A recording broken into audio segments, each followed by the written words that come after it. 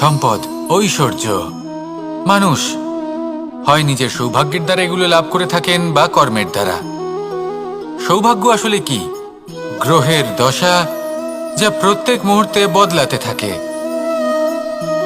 কর্মের মাধ্যমে যখন আপনি ধন অর্জন করেন, তখন সেই ধন আপনার আগামী প্রজন্ম লাভ করে। সেটা হয় সে ভোগ করে বা তার জন্য তার ভোগান্তি হয়। আর এটা নির্ভর করছে আপনার কর্মের ওপরে। কি কর্ম করেছেন আপনি সেই ধনকে লাভ করার জন্য? যদি আপনি সৎ পথে চলেন, নিষ্ঠা ভরে আপনি কর্ম করে থাকেন এবং তার ফলে আপনি ধন অর্জন করে থাকেন, তাহলে আপনার আগামী প্রজন্ম সেটা ভোগ করবে, সেটা প্রয়োগ করবে নিজের বিকাশের জন্য। কিন্তু যদি আপনি কুকর্ম করে থাকেন, কোনো রকম ছলনা করে থাকেন এই ধন লাভ করার জন্য, তাহলে 100% আপনার আগামী প্রজন্মকে এর জন্য ভুগতেই হবে। তাহলে আপনি কি চাইবেন? যে আপনার আগামী প্রজন্ম সুখ ভোগ করবে, নাকি আপনার কুকর্মের পরিণাম ভোগ করবে? নির্বাচন আপনারই।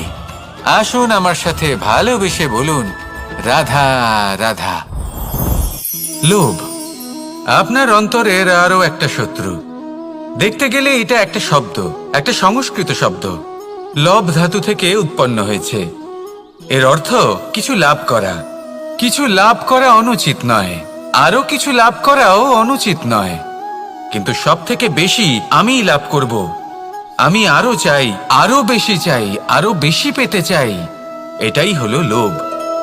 আর এই লোভ যখন গ্রাস করে, তখন আপনি যা পেতে চান, সে ধনই হোক বা মানই হোক, তা অর্জন করার জন্য মানুষ যে কোনো স্তরে পৌঁছে যেতে পারে। যদি মানুষ ধন অর্জন করতে চান, তাহলে তার জন্য তারা অধর্মের পথেও চলতে পারেন। যদি সম্মান অর্জন করতে চান, তাহলে অন্য মানুষকে ছোটও করতে পারেন। শেষ পর্যন্ত আপনার এটা মনে হতে পারে যে যদি একটু অল্পই প্রাপ্ত করতাম, কিন্তু ভালোবেসে প্রাপ্ত করতাম, এই জীবন আরো অনেক বেশি সুখী হতো। লোভ আপনার জীবনে, আপনার মনে কখন যে প্রবেশ করবে সেটা আপনি জানতেও পারবেন না। তাই এটা চিনতে শিখুন আর তৎক্ষণাৎ জীবন থেকে বাইরে ফেলে দিন। যা কিছু লাভ করতে চান তা ভালোবেসে লাভ করুন, আর সেই ভালোবাসার সাথেই বলুন, রাধা রাধা। জীবনে ক্ষমা চাওয়া তাও কিছুটা সহজ, ক্ষমা করতে পারা অত্যন্ত কঠিন। ক্ষমা 2 অক্ষরের এই শব্দ হতে পারে, কিন্তু অত্যন্ত বড় এই শব্দ, অত্যন্ত গুরুত্বপূর্ণ এই শব্দ। কখনো কখনো অন্য কাউকে ক্ষমা করে দেওয়া তাও কিছুটা সহজ কাজ, কিন্তু নিজেকে ক্ষমা করতে পারা অত্যন্ত কঠিন হয়ে দাঁড়ায়। অতীতে যদি আমাদের এমন কোনো ভুল হয় যে কারণে আমরা নিজেকে ক্ষমা করতে পারি না, অনেক সময় এমন কিছু ভুল করে বসি যে বিষয় শুধু আমরাই জানি, কিন্তু আমরা নিজেকে ক্ষমাই করতে পারি না, আর আমাদের বিকাশ সেখানে স্তব্ধ হয়ে যায়। কারণ যদি আপনি ক্ষমা করতে না শেখেন, নিজেকে ক্ষমা যদি না করতে পারেন, তাহলে তা আপনার জীবনের সবথেকে বড় বাধা হয়ে দাঁড়াবে। সেই জন্য জীবনে অবশ্যই শিখুন যে কিভাবে নিজেকে ক্ষমা করতে হয়, আর শিখুন যে আগের করা ভুল আবার কি করে না করা যেতে পারে। এই মন হালকা হবে আর প্রসন্ন হয়ে বলবে, রাধা রাধা। এই সংসারে যখনই কোনো সমস্যা আসে, তখন আমরা আমাদের সব থেকে বড় সম্বলের কাছে আশ্রয় খুঁজি, তা হলো আমাদের বিশ্বাস। এবার প্রশ্ন হলো এটাই যে এই বিশ্বাস কার উপর করা যেতে পারে? পরিবারের ওপর, বন্ধুর ওপর, নাকি তাদের ওপর বিশ্বাস করা উচিত যাদেরকে আমরা কখনো সঙ্গ দিয়েছি? দেখুন, এই সংসারে বিপদের সম্মুখীন হলে কে আপনাকে সাহায্য করবে সেটা নির্বাচন করা আপনার হাতে নেই। সেটা সেই সকল ব্যক্তির উপর নির্ভরশীল যে তারা আপনাকে সাহায্য করবে নাকি করবে না। অর্থাৎ যখনই কোনো বিপদ আসে, সর্বপ্রথম তার সম্মুখীন আমাদের নিজেকেই হতে হয়, আর তার জন্য প্রস্তুত থাকা প্রয়োজনীয়। সেই শক্তি, সেই সাহস অর্জন করা প্রয়োজনীয়। দেখুন, যখনই অন্ধকার আসে, তখন সবার আগে কে আপনাকে ত্যাগ করে চলে যায়? আপনার নিজেরই ছায়া। এই অন্ধকারের সম্মুখীন হতে হয় অন্তরের প্রদীপের দ্বারা, অন্তরের আত্মা দ্বারা। তবেই আপনি অন্ধকারের ওপর জয়লাভ করতে পারবেন। সেই জন্য যে বিপদই আসুক না কেন, নিজেকে তার জন্য প্রস্তুত রাখা উচিত। সেই সাহস নিয়ে আসুন। এমন কোনো বিপদ নেই যে আপনাকে ভেঙে দিতে পারে।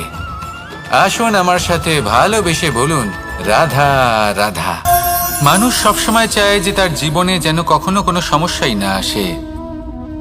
সে চায় তার জীবন যেন শুধুমাত্র শান্তি এবং সুখের দ্বারা পূর্ণ থাকে। কিন্তু এই চাহিদা অনুচিত কিছু নয়। আমরা সবাই এটাই চাই যে জীবনে সুখ থাক, শান্তি থাক। কিন্তু এই কথা সবসময় মনে রাখবেন, যে সূর্য উদিত হন সংসারকে প্রকাশমান করেন, দুপুরবেলায় সংসারকে রৌদ্র প্রদান করেন, সন্ধেবেলায় তাকেও অস্ত যেতে হয়। এবার আমাদের জীবন চক্র কিছুটা এরকমই। কোনো কিছুই চিরকাল একরকম থাকে না। কখনো এই নদীকে দেখুন, যা বয়ে চলেছে। এই নদী যা বয়ে চলেছে তার পথেও অনেক বিপদ আসে। বড় বড় পাথরের সম্মুখীন হয়ে তাকেও সামনে এগিয়ে যেতে হয়। একটি পুকুর যা চারদিক থেকে ঘেরা, তার জীবনে কিন্তু কোনো সমস্যা নেই। কিন্তু এই সংসারে পুকুরের পুজো করা হয় না, পুজো করা হয় নদীকে।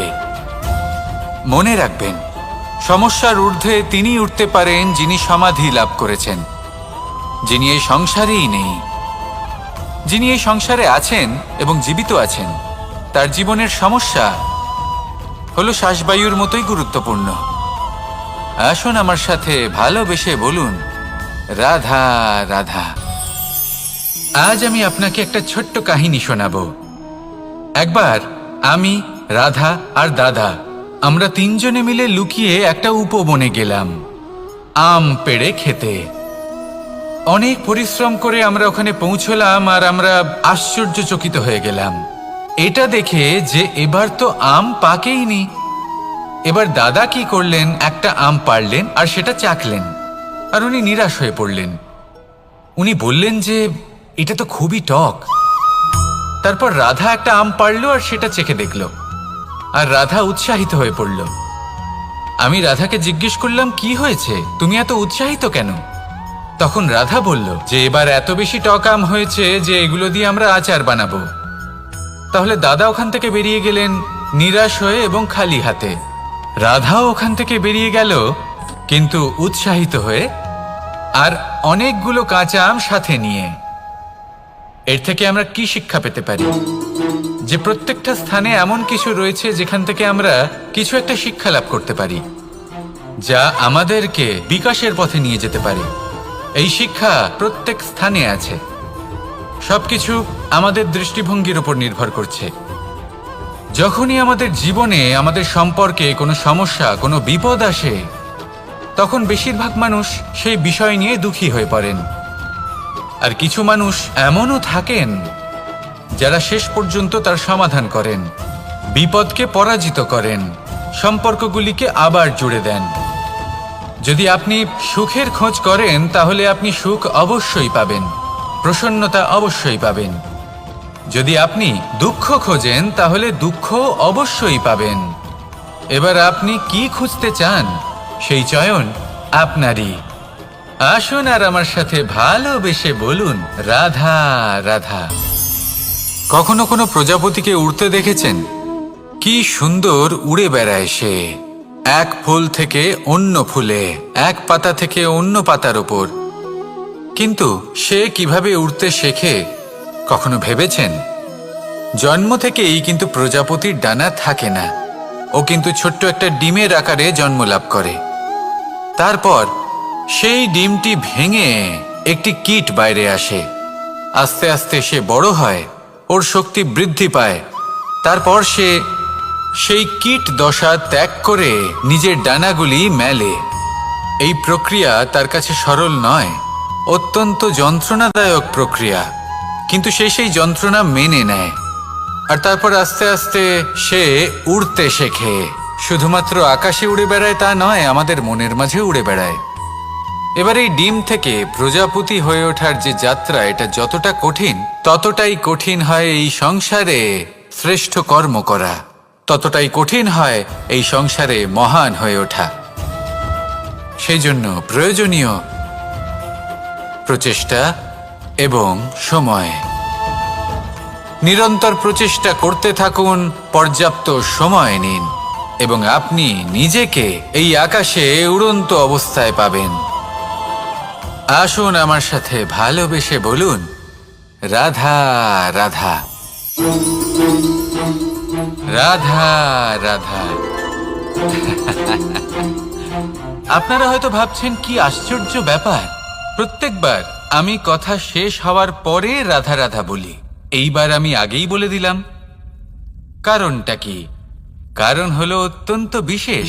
প্রত্যেকবার কথা সমাপ্ত হবার পরে আপনাদের সবার মধ্যে ভালোবাসা বিতরণ করতে চাই, তাই রাধা রাধা বলি। কিন্তু এইবার এই নতুন এবং বিশেষ সূত্রপাতে প্রথমে প্রেম বিতরণ করা অত্যন্ত আবশ্যক।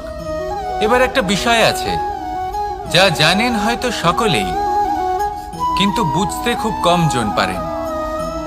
এই প্রেম, এই আনন্দ, এই সকল কিছুর সূত্রপাত হয় নিঃস্বার্থ আবেগের দ্বারা। ঠিক যেমন একজন মাতাকেই দেখে নিন। যখনই একজন মাতা সন্তানকে জন্ম দেন, তখন এই সংসার ভুলে যায় যে তার জন্য এটা একটা নতুন জন্ম।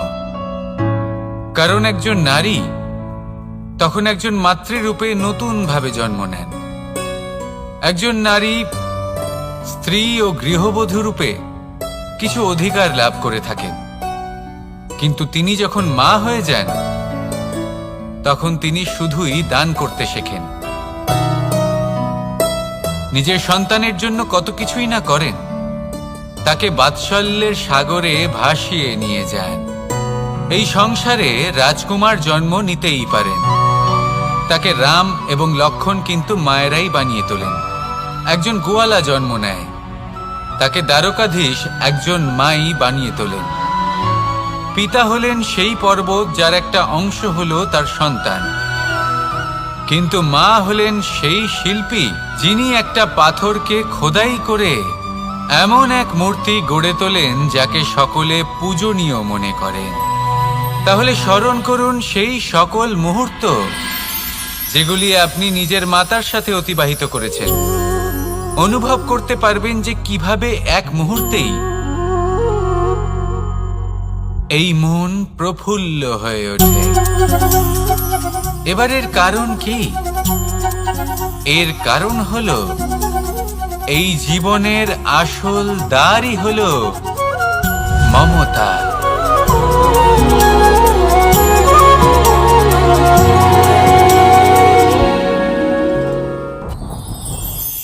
যত শক্তিশালী এই মন, তত শক্তিশালী এই শরীরও। এই যে আমাদের শরীর, এটা আসলে কি? এ হলো একটা রথের মতো। আর একটা রথ ততক্ষণ চলতে পারবে না যতক্ষণ না তাকে কোনো সারথি চালাবে। এই মন হলো শরীরের সারথি। এবার ভাবুন, যদি এই সারথি শক্তিহীন হয়, দুর্বল হয়, তাহলে এই রথের কি হবে? এটা উচিত পথে চলতে পারবে না, উচিত গতিতে চলতে পারবে না, মন মতো স্থানে এটা পৌঁছতেও পারবে না। সেই জন্য মনের শক্তি অত্যন্ত প্রয়োজনীয়। এবার মনের শক্তি আমরা কোথা থেকে লাভ করি? দৃঢ়তার শক্তি থেকে। এবার এই শক্তি আমরা কিভাবে বাড়াতে পারি? আমরা প্রতিদিন কিছু নতুন স্থির করি, কিছু ছোট কিছু বড়। আর যেই আমরা নতুন কিছু পূর্ণ করি, আমাদের মনের শক্তি বেড়ে যায়। আর যদি পূর্ণ না করতে পারি, মনের শক্তি কমে যায়। একটা দেওয়ালের মতো ছোট ছোট ছোট ছোট শিলা আমরা একটার পর একটা স্থাপন করে একটা দেওয়াল তৈরি করি। এতগুলো পাথর যখন একত্রিত হয়ে যায়, তখন এমন এক দেওয়াল তৈরি হয় যাকে ভাঙা প্রায় অসম্ভব হয়ে দাঁড়ায়। সেরকমই হয় মন এবং দৃঢ়তা। ছোট ছোট কাজ করে নিজের লক্ষ্য পূর্ণ করুন। এই লক্ষ্য যদি পূর্ণ হয়, তবে মনের শক্তি বাড়বে। কিছুটা এইভাবে যে যত বড়ই বিপদ আসুক না কেন, সেই বিপদ নিজে হার মেনে নেবে, কিন্তু আপনার মন ততটাই শক্তিশালী থাকবে। তাই মনের শক্তি বাড়াতে থাকুন, যাতে আপনি উচিত পথে চলতে পারেন, উচিত গতিতে চলেন আর মনোবাঞ্ছিত স্থানে পৌঁছতে পারেন। তবেই এই মন প্রসন্ন হয়ে বলবে, রাধা রাধা। আমি রাধাকে ভালোবাসি। আর এই কথাটা সমগ্র সংসার জানে। আর সময় অন্তরে লীলার দ্বারা, বিভিন্ন ঘটনা দ্বারা, কর্মের দ্বারা আমি নিজের এই ভালোবাসা রাধার সামনে প্রকাশ করি। এবার আপনি বলবেন এসবের কি প্রয়োজন? রাধা কি এই কথা জানে না যে কৃষ্ণ তাকে কতটা ভালোবাসে? অবশ্যই জানে, কিন্তু এই যে ভালোবাসা, তা মনে রেখে দেওয়ার জন্য নয়, তা প্রকাশ করার জন্য। আর বারংবার এই ভালোবাসাকে প্রকাশ করা উচিত, উচিত সময় এবং উচিত সুযোগ দেখে। কিরকম? এবার যদি আপনি প্রেমীর সাথে কোনো উৎসবে থাকেন, তাহলে তার সাথে নৃত্য সঙ্গীত করুন। যদি ভিড়ের মাঝে থাকেন, তখন প্রেমীকে সম্মান করুন, একান্তে প্রসাধন করুন। দুঃখের সময় তার হাত ধরে থাকুন, সুখের সময় আলিঙ্গন করে রাখুন। এই প্রেম যত প্রকাশ করবেন, ততই এই প্রেমের বৃদ্ধি হবে। এই প্রেম আরো বেশি গভীর হবে, অটুট হবে। তাই এই প্রেমকে মনে নয়, আপনার জীবনে স্থান দিন। মন খুলে প্রকাশ করুন আর আমার সাথে ভালোবেসে বলুন, রাধা রাধা। মুঠো হাতের শক্তি বেশি, মুঠো খুললেই তা দুর্বল। তা এমন কি থাকা উচিত এই বন্ধ মুঠোয় যা লাখের সমান? মানসিকতা এবং স্বপ্ন। মানুষ জন্মগ্রহণ করে, তার মানসিকতা সময়ের সাথে উন্নত হয়। মানসিকতা অনুযায়ী সে স্বপ্ন দেখে, আর সেই স্বপ্ন সার্থক করতে সে পরিশ্রম করতে থাকে। কিন্তু খুব গুরুত্বপূর্ণ একটা কথা আছে যা আপনার মনে রাখা উচিত। আপনার এই মানসিকতা, আপনার এই স্বপ্ন, তা যেন আপনার নিয়ন্ত্রণে থাকে। আপনার বন্ধ মুঠোয় যেন এর লাগাম থাকে, আপনি যেন এর প্রভু হন। যদি তা হয়, তবেই আপনি লাভবান হবেন। যদি এরা আপনাকে নিয়ন্ত্রণ করতে থাকে, যদি আপনার মুঠো খুলে যায়, না পথ আপনার নিয়ন্ত্রণে থাকবে, না মানসিকতা থাকবে, না স্বপ্ন নিয়ন্ত্রণে থাকবে। আর যদি তাই হয়, তাহলে আপনি আপনার ভবিষ্যৎ নষ্ট করে ফেলবেন। তাই নিয়ন্ত্রণ করতে শিখুন নিজের বিচার বুদ্ধি, নিজের মানসিকতা, নিজের স্বপ্নকে। নিজের এই স্বপ্ন পূরণ করুন আর আমার সাথে ভালোবেসে বলুন, রাধা রাধা। আমার কাছে যশোদা মা যেমন, আমার কাছে দেবকী মা যেমন, আমার কাছে ঠিক তেমনই হলেন গোমাতা। এবার ভেবে দেখার বিষয় হলো এটা যে এই সংসারে অসংখ্য প্রাণী আছে। একজন গাইকে একজন মায়ের মর্যাদা কেন দেওয়া হয়? তাহলে এর অনেকগুলো কারণ আছে। এই গাই অর্থাৎ গোমাতা, এনারা হলেন অত্যন্ত শান্ত, শান্তি প্রিয়, কখনো কারোর কোনো ক্ষতি করতেই পারেন না। গোমাতা যে দুধ নিজের বাছুরকে পান করান, সেই দুধই আমাদেরও দেন। সেই দুধ পান করে আমরা শক্তি লাভ করি। এই দুধ থেকে আমরা মাখন, ঘি, পায়েস, এইসব সুস্বাদু খাবার লাভ করি। গোমাতার গোবর আমাদের জ্বালানি হিসেবে সাহায্য করে, যার ফলে খুব কম সংখ্যক কাঠ ব্যবহার করা যায় এবং বেশিরভাগ জঙ্গল সুরক্ষিত থাকে। গোমাতার গোমূত্র, সেটাও আমাদের কাছে লাভজনক। এর দ্বারা আমরা অনেক রোগ থেকে মুক্তি লাভ করতে পারি। গোমাতা যখন একটি বাছুরকে জন্ম দেন, তখন সেই বড় হয়ে আমাদের ক্ষেত কর্ষণ করে। সেই জন্য গাইকেও জীবনে মায়ের মর্যাদা দেবেন। যতটা সম্ভব তাকে সেবা করুন এবং ভালোবেসে তাকে পালন করুন। এই মন নিজে থেকেই প্রসন্ন হয়ে বলবে, রাধা রাধা। চলতে থাকা, থেমে যাওয়া, বিশ্রাম নেওয়া, তারপর দম নিয়ে পুনরায় দাঁড়িয়ে পড়া, আর তারপর আবার সেই পথ চলা। এটা জীবনের অভিন্ন এক অঙ্গ, এটার থেকে আপনি পালাতে পারবেন না। কিন্তু এই অঙ্গকে আপনি নিজের জীবনে কিভাবে প্রয়োগ করবেন, কিভাবে তাকে কাজে লাগাবেন, সেই সিদ্ধান্ত আপনাকে নিতে হবে। যারা হেরে যান তারাও জীবনে থমকে যান, আবার যারা জেতেন তারাও দাঁড়িয়ে পড়েন। যারা হেরে যান তারা হাঁপিয়ে দাঁড়িয়ে পড়েন, যারা জিতে যান তারা দাঁড়িয়ে পড়েন সেই সর্বোচ্চ স্তরে পৌঁছে গিয়ে। এবার দাঁড়াতে তো আপনাকে হবেই, তা হতেই হবে। কিন্তু কখন, কিভাবে দাঁড়াবেন, ক্লান্ত হয়ে নাকি সর্বোচ্চ স্তরে পৌঁছে গিয়ে, সেই সিদ্ধান্ত আপনার। অবশ্যই দাঁড়িয়ে পড়ুন, কিন্তু ক্লান্ত হয়ে নয়, কারণ আপনাকে পুনরায় দাঁড়িয়ে পড়তে হবে, পুনরায় যাত্রাপথে এগোতে হবে এবং সর্বোচ্চ স্তরে পৌঁছতেই হবে। রাধা রাধা।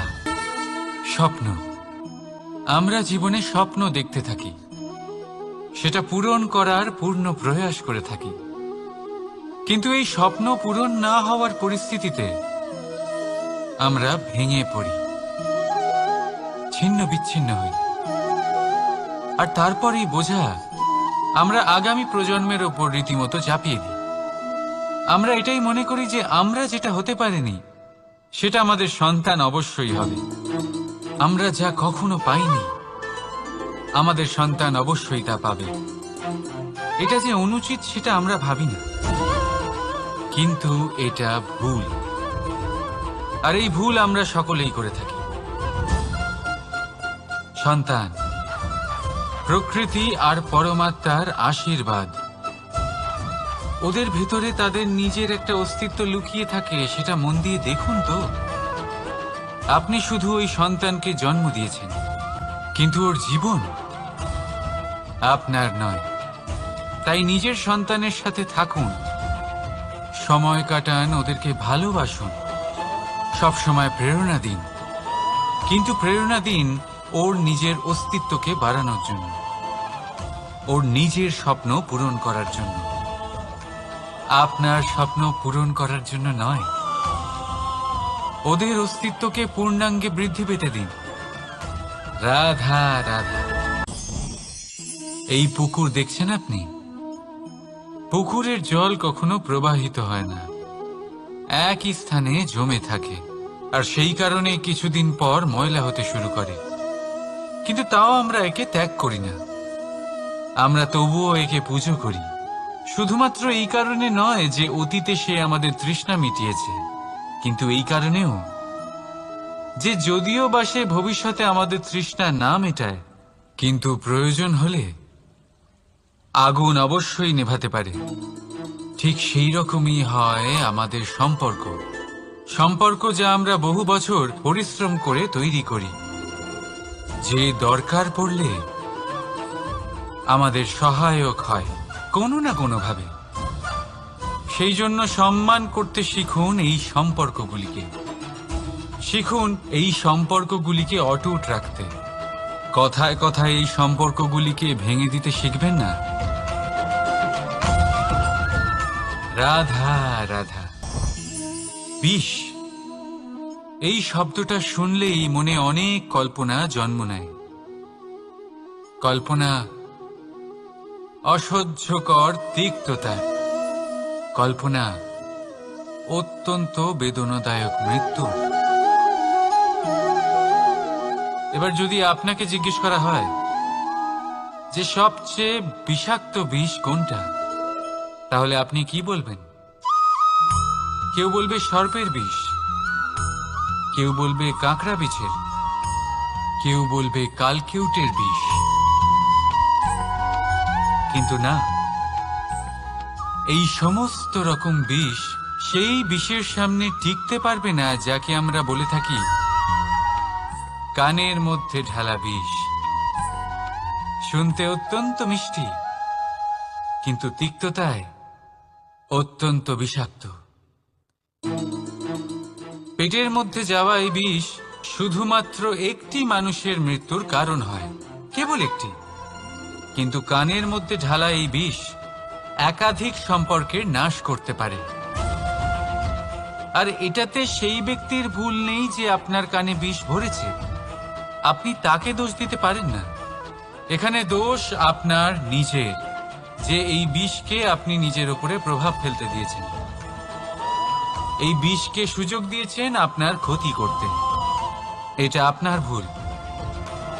সেই জন্য কুমন্ত্রণায় কখনো কান দেবেন না। আপনার মনে ভালোবাসার দৃঢ়তা জাগিয়ে তুলুন আর নষ্ট করে দিন এই সংসারের সমস্ত বিষের প্রভাবকে। রাধা রাধা। জীবন, আমাদের এই জীবন, সুখ আর দুঃখ, এই দুইয়ের মিশ্রণ। এদের সংমিশ্রণই জীবনের ভারসাম্য বজায় রাখে। এখন এই সুখ সুখ এমন এক বস্তু যাকে সবাই খুঁজে চলেছে। দুঃখ এমন এক অনুভূতি যা সবার কাছে আছে। আমাদের প্রত্যেকের জীবনে সুখ আর দুঃখ আসতে থাকবে আর যেতেও থাকবে। এটা অবশ্যই জীবনে থাকবে, কিন্তু সফলতা এটা সবার জীবনে আসে না। কেন? কারণ এই সফলতা সুখ আর দুঃখের দ্বারা প্রাপ্ত হয় না। সফলতা প্রাপ্ত হয় নিজের উপরে বিশ্বাস করতে থাকলে। আকাশের ওই সূর্যকে দেখুন, সূর্যের বিশ্বাস আছে নিজের উপর যে সে সমস্ত জগৎকে আলোকিত করতে পারবে, নিজের প্রথম রশ্মি দিয়ে অন্ধকারকে দূর করতে পারবে। সূর্য এই বিশ্বাস নিয়েই আসে, আর কিছুক্ষণের মধ্যেই সমস্ত সংসার থেকে অন্ধকারকে বিনাশ করে ফেলে সে। তাহলে মনে রাখবেন, এই সুখের আভাস, এই দুঃখের অনুভূতি আসতেও থাকবে আর যেতেও থাকবে। শুধু নিজের উপরে বিশ্বাস রাখুন, তারপর দেখবেন এই সফলতা আপনার দাস হয়ে থাকবে। রাধা রাধা। চাঁদ কত শ্রেয়, শুভ্র, কত সুন্দর, কিন্তু যদি আপনি মনোযোগ সহকারে দেখেন তাহলে দেখবেন এই চাঁদেও দাগ আছে। আর এই দাগগুলি থাকার কারণে কি এই চাঁদের মাহাত্ম্য কখনো কমে যায়? কখনো নয়। এর কারণ হলো চাঁদের নিরন্তর চেষ্টা। একবার এই আকাশে দেখুন, এই অন্ধকার সবসময় চেষ্টা করে চাঁদকে ঢেকে দেওয়া, কিন্তু এই চাঁদ সবসময় এই অন্ধকারের সাথে লড়াই করতে থাকে। অমাবস্যা থেকে শুরু করে চাঁদের এই যাত্রা পূর্ণিমা অবধি পৌঁছেই যায়। আর তাই এই চাঁদের পুজো করা হয়, এই কারণে এই চাঁদকে মাহাত্ম্য দেওয়া হয়। এইভাবেই যদি আপনার মধ্যে কোনো দোষ থাকে, কোনো খারাপ কিছু থাকে, তাহলে সেটা কোনো বড় ব্যাপার নয়। চেষ্টা করুন সেটাকে শুধরে নেওয়ার, কিন্তু সেই কারণে নিজেকে খারাপ মনে করা এটা অনুচিত। নিজের ভুলগুলো, নিজের দোষগুলো, নিজের খারাপ দিকের কথা ভুলে আপনি এই সংসারের ভালোর দিকে প্রস্থান করেই দেখুন না। আপনি দেখবেন আপনার অন্তরের তেজ ঠিকরে বেরোচ্ছে। রাধা রাধা। এই পিঁপড়েদের দেখছেন আপনি? সবাই একই রকমের। এদের মধ্যে তফাৎ খুঁজে বার করা অসম্ভব। মনে হয় যেন ওদের আলাদা আলাদা অস্তিত্বই নেই। কিন্তু যদি আপনি মন দিয়ে দেখেন তাহলে দেখবেন প্রতিটা পিঁপড়ের আলাদা কাজ নির্ধারিত, তাদের আলাদা অস্তিত্ব আছে। কেউ বাড়ি বানানোর জন্য মাটি সংগ্রহ করতে পটু, কেউ ঢিপি বানাতে পটু, কেউ খাবার খোঁজায় পটু, আবার কেউ সেই খাবার আনায় পটু। ঠিক সেরকমই হয় মানুষেরা। মনে হতেই পারে সবাই একই রকম, কিন্তু প্রতিটা মানুষের ব্যক্তিত্ব, প্রতিটা মানুষের অস্তিত্ব ভিন্ন হয়। আর সত্যি কথা বলতে কি, প্রতিটা মানুষের ভিন্নতাই আমাদের প্রগতির দিকে নিয়ে যায়। ভাবুন, যদি আপনাকে কারোর সাথে হাত মিলিয়ে চলতে হয়, তাহলে আপনাকে আপনার সোজা হাত তার উল্টো হাতে ধরে এগোতে হবে। এটাই সৃষ্টিকর্তার সৃষ্টির নিয়ম। ভিন্নতা, এই ভিন্নতাকে আশীর্বাদ ভেবে চলুন, এতে কোনো খারাপ নেই। রাধা রাধা। দাদা আমাকে বহুবার জিজ্ঞেস করেন যে কানাই, তুমি রাধার সাথে এই সংসারকে প্রেম শেখাতে এসেছো, তাহলে কেন তুমি রাধাকে এত বিরক্ত করো? কেন ও তোমাকে বিরক্ত করে? কেন এই ঝগড়াঝাটি হয়? কেন এই টানাপোড়েন চলে? এবার এটার উত্তর আমি কিছুটা এইভাবে দিতে চাই। পিঁপড়ে সেই বাড়িতেই প্রবেশ করে যেখানে মধু উপস্থিত আছে। যদি আপনার বাড়িতে মধু থাকে, কোনো মিষ্টি জিনিস থাকে, মিষ্টত্ব থাকে, তাহলে পিঁপড়ে সেখানে অবশ্যই প্রবেশ করবে। ঠিক এইরকমই হয় আমাদের সম্পর্ক। এর মধ্যে ছোটখাটো ঝগড়াঝাটি, টানাপোড়েন, রাগ করা, মন ভাঙানো, এই সব তো চলতেই থাকে, বিশেষ করে সেই সম্পর্কগুলিতে যেখানে মিষ্টত্ব আছে। মনে রাখবেন, যেই সম্পর্কে কোনো খুনসুটি নেই, রাগ করা, মান ভাঙানো নেই, কোনো ছোটখাটো ঝগড়াঝাটি নেই, সেই সম্পর্ক শুধুমাত্র মস্তিষ্ক দিয়ে পালন করা হচ্ছে, মন থেকে নয়। তাই মন থেকে ভালোবাসতে শিখুন। আর এই ছোটখাটো ঝগড়াঝাটির, এই অম্ল মধুর খুনসুটির আনন্দ উপভোগ করুন, কারণ এতেও ভালোবাসা আছে। রাধা রাধা। এই পুস্তক বড়ই কাজের জিনিস। কাহিনী হোক, কবিতা হোক, স্মৃতি হোক, এতে যাই লিখে দেবেন তা ভবিষ্যতের পুঁজি হয়ে যাবে। কিন্তু যদি কখনো এমন হয় যে এই পুস্তক ময়লা হয়ে যায়, বা যদি কোনো পাতায় আপনি ভুল করে কালি ফেলে দেন, বা কোনো বাক্য লিখতে গিয়ে আপনি ভুল করে ফেলেন, তাহলে আপনি কি করেন? সেই পুস্তক কি আপনি তুলে ফেলে দেন? না, তাই তো। শুধু একটা পাতা ছিঁড়ে ফেলেন, যাতে সেই পুস্তক সঠিক থাকে, সুন্দর হয়ে ওঠে। এই পুস্তকের মতোই হয় আমাদের সম্পর্ক। তার সেই এক পাতা, একটা ভুল। তাই যে কোনো সম্পর্কে যদি কারোর কোনো ভুল হয়ে গিয়ে থাকে, তাহলে সেই ভুলকে সম্পর্ক থেকে দূরে করা সঠিক হবে। সেই ভুলকে ভুলে যাওয়াই সঠিক হবে। সেই সম্পর্ক ভাঙা নয়, সেই সম্পর্ক সামলে রাখুন। কারণ ভুল তো সবার দ্বারা হয়। যদি এরকম করেন, তবেই জীবনরূপী পুস্তক আরো সুন্দর হয়ে উঠবে। একে অপরকে ক্ষমা করতে শিখুন, একে অপরের ভুলকে ভুলে যেতে শিখুন। তারপর দেখবেন এই জীবনে আরো আনন্দ আসবে, আর এই সম্পর্ক নিঃশ্বাস নিতে থাকবে। রাধা রাধা।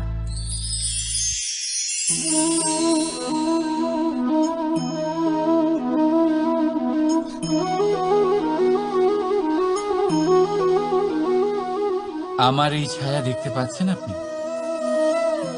প্রকাশের স্রোত যখন মধুর আর দূরে থাকে, তখন এই ছায়া লম্বা হয়ে যায়। কিন্তু যেই প্রকাশের স্রোত মাথার উপরে চলে আসে, এই ছায়ার আকার ক্রমশ ছোট হতে থাকে, আর অন্ধকারে তো এই ছায়া বিলুপ্ত হয়ে যায়। কিছুটা এরকমই হয় আমাদের অহংকার। সুখের আগমন হলে, বৈভবের উপলব্ধিতে এটা বাড়তে থাকে। কিন্তু যেই সংকটের তাপ বেড়ে ওঠে, অহংকার ছোট হতে থাকে। আর যখন সংকটের এই অন্ধকার আমাদের চারিদিক থেকে ঘিরে ধরে, তখন এই অহংকার আমাদের ছায়ার মতোই বিলুপ্ত হয়ে যায়। তাই সেই কারণে আপনার জীবনে সংকটের আগমন আপনার অহংকার নষ্ট করেই দেবে, কিন্তু তার জন্য সংকটের অপেক্ষা কেন করবেন? এই অহংকারকে বাড়তেই দেবেন না, উৎপন্ন হতেই দেবেন না। বিবেকের সুতো দিয়ে বেঁধে রাখবেন একে। দেখুন, আমি শ্রেষ্ঠ, এটা বিশ্বাস করতে কোনো আপত্তি নেই। কিন্তু শুধুমাত্র আমি শ্রেষ্ঠ, আর কেউ নয়, এই আত্মসম্মান নয়, এ হলো অহংকার।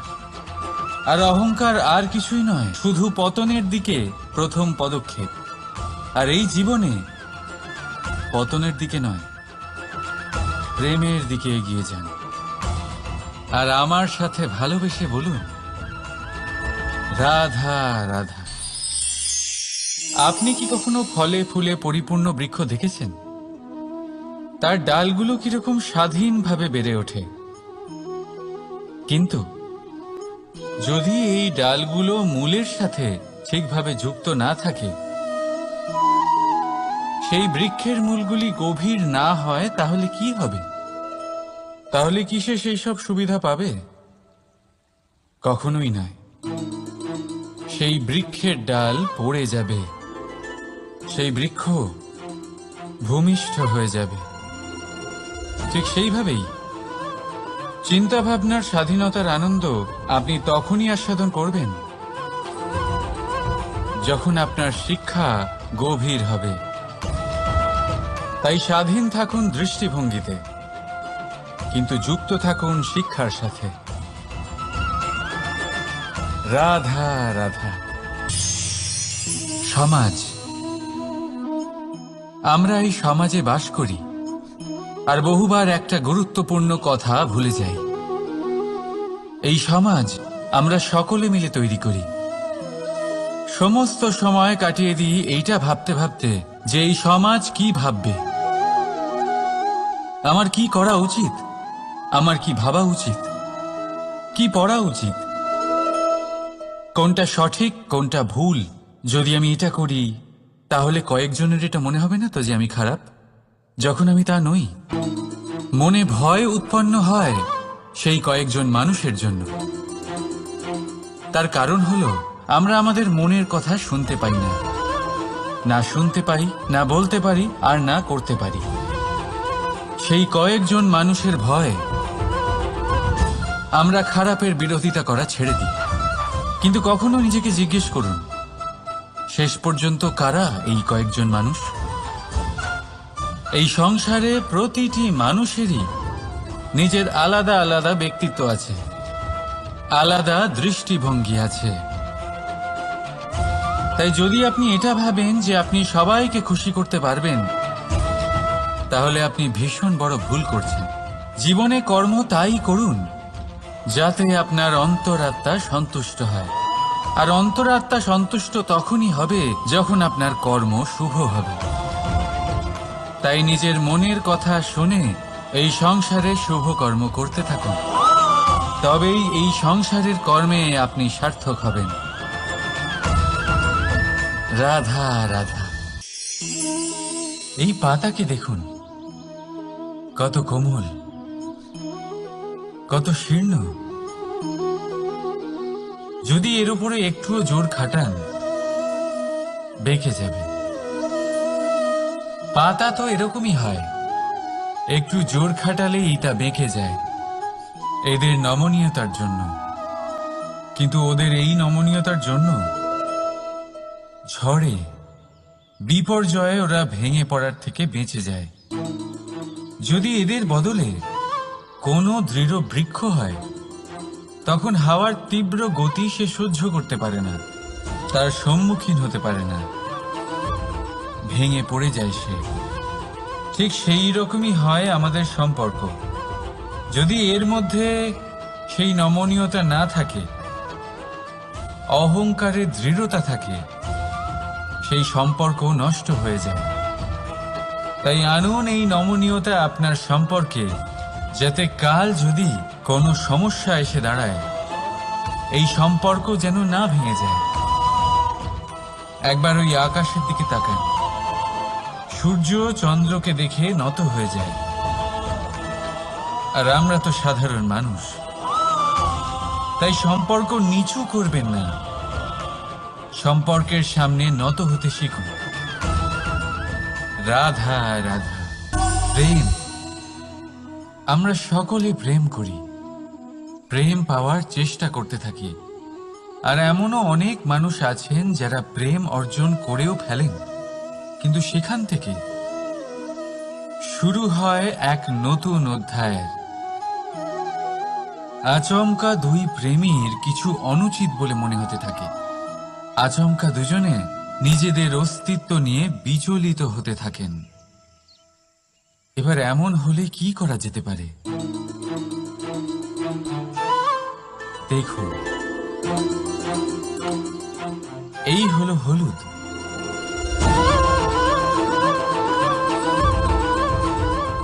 আর এই হলো চুন।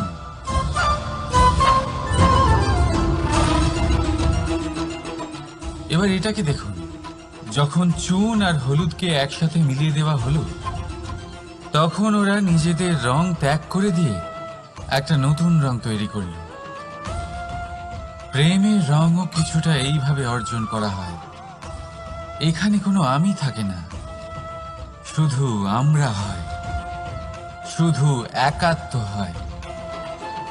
সেই জন্য ত্যাগ করুন নিজের অস্তিত্বকে, আর মনের উত্তেজনাকে আলিঙ্গন করুন। তারপর দেখুন আপনার এই প্রেম আপনাকে কোথায় কোথায় নিয়ে যায়। রাধা রাধা।